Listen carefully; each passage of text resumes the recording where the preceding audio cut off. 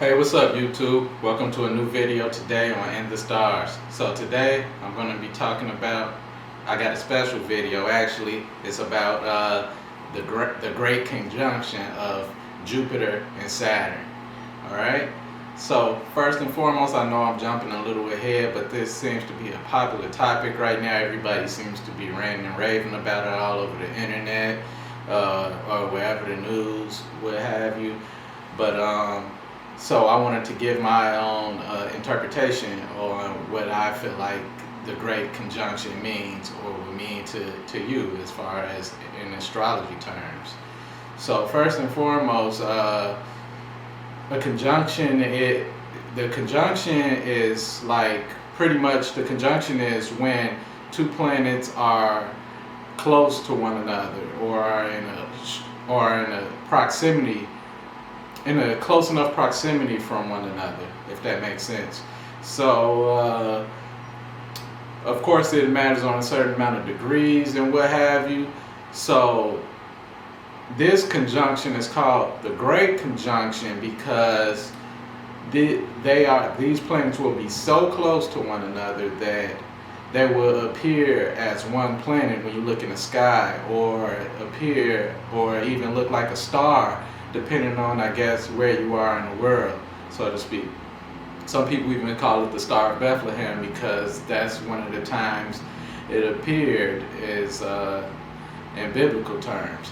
But the last time this star, or the last time this conjunction of this magnitude has been so close to one another, the Jupiter and Saturn, hasn't been since the year 1623. Now conjunctions do happen every 20 years. So, as I said, a conjunction is when two planets are close, in a close approximate distance from one another. And I believe that this degrees will be something like 0.1 degrees, right? So anyway, so now what does that mean in astrological terms? Now, in astrological terms, in conjunction, the energy of conjunction brings beginnings. It brings things, you know, things associated with beginnings, whether it's new cycles or foundations, or it also brings intensity, focus. It brings the strength, empowerment, and also unification, if you will. So these are some of the things that or some of the energy that magnifies from a conjunction. Also, conjunctions are, now I'm going to make, you know, this goes into the aspect videos because I haven't, like I said in the beginning of this video, I haven't delved into all of my aspect videos yet, but so I'm bringing this one to you a little early. So a little bit about a conjunction is, a little bit more about a conjunction, should I say, is that conjunctions also, they're also not, like, some aspects are favorable and some aspects are unfavorable, if that makes sense. Or in astrology terms, we like to use harmonious and unharmonious. Now, a conjunction tends to usually be both, a little bit of both. Usually have some harmonious aspects to it, or favors, or, you know, some harmonious energies to it, and some or unharmonious energies to it. So that's how a conjunction usually works. So I was trying to think about how I can relay, like, what this would mean to different people's astrology charts or astrological makeup. So to think about that, you would think of, also you have to think about what is Jupiter and what is the planet Saturn in astrology. So as you might know before, and be on the lookout for those two videos on the planet Jupiter and the planet Saturn in astrology, because I'll be posting those up pretty soon. But I talked a little bit about the planet Jupiter in my Sagittarius video. So the planet Jupiter is the planet of expansion, good luck, fortune, prosperity, Could be long distance travel, foreign travel, philosophy, learning. I might be missing one or two things, but that's Jupiter in a essence.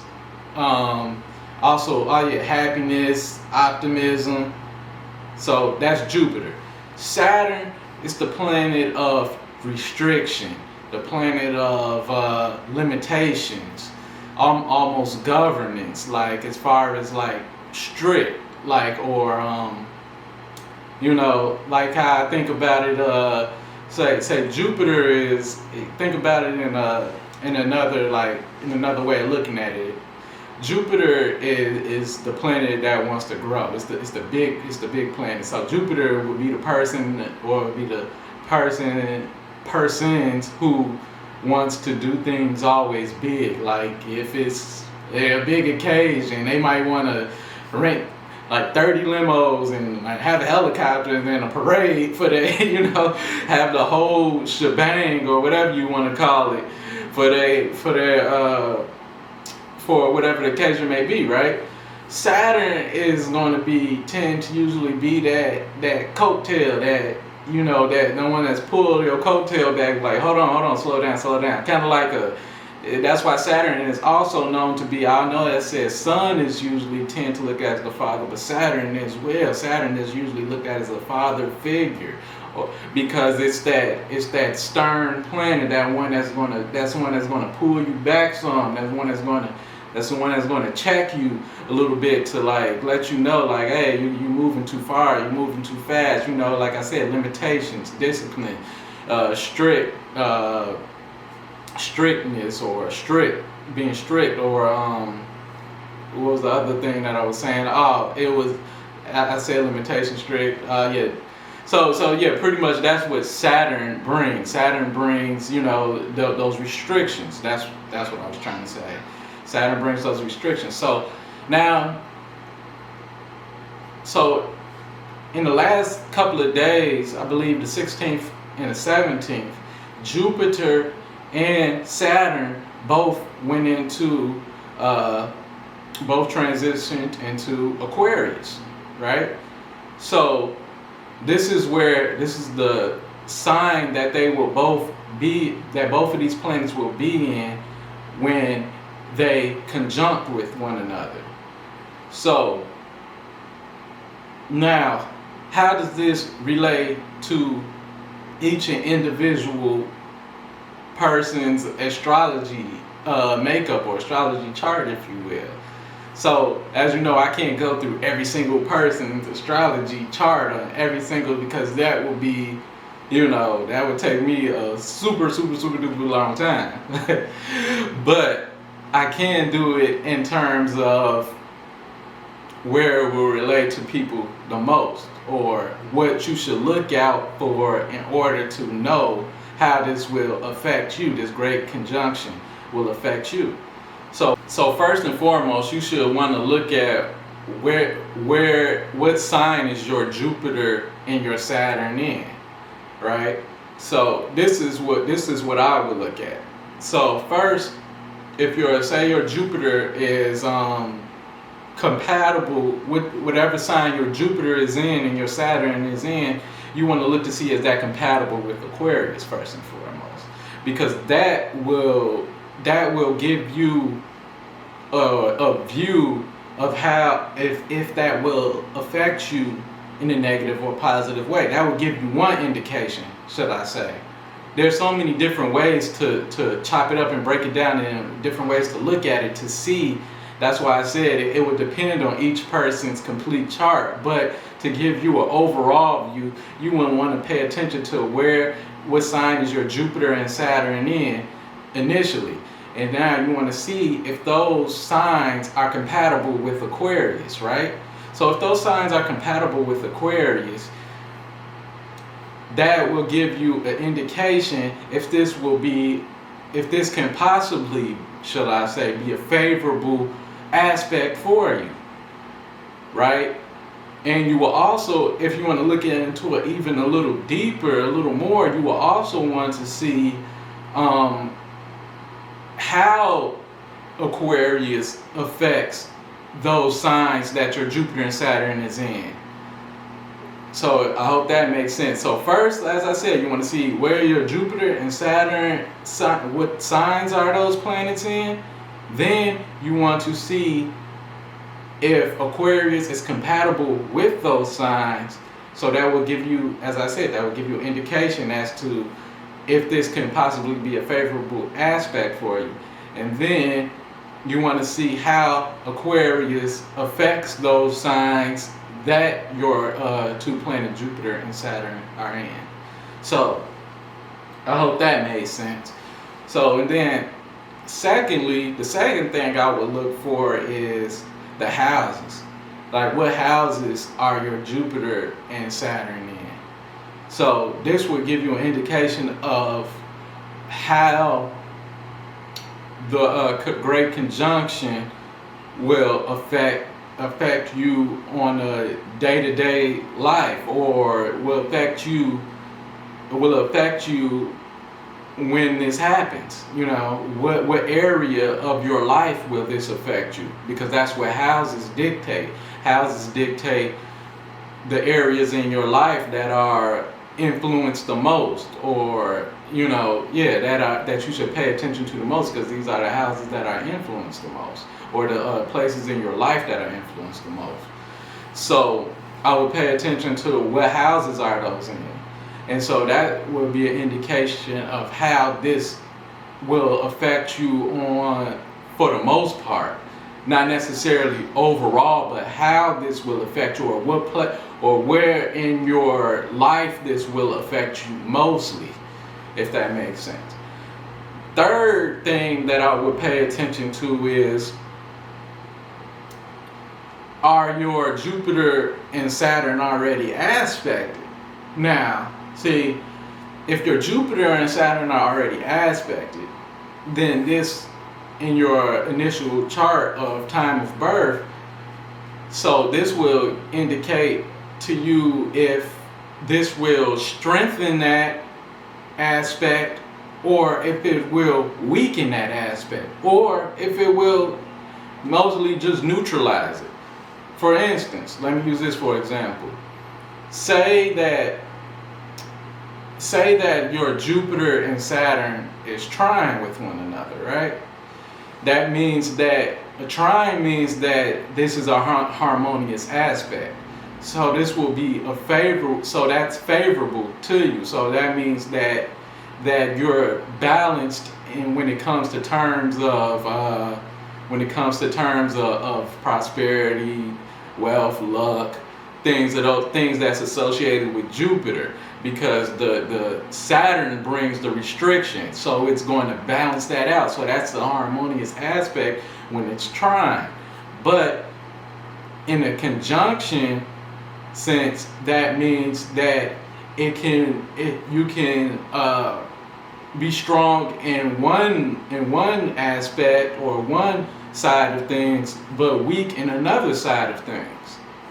So with this great conjunction, if your Jupiter and Saturn are trine with one another, this can do either or things. Actually, this can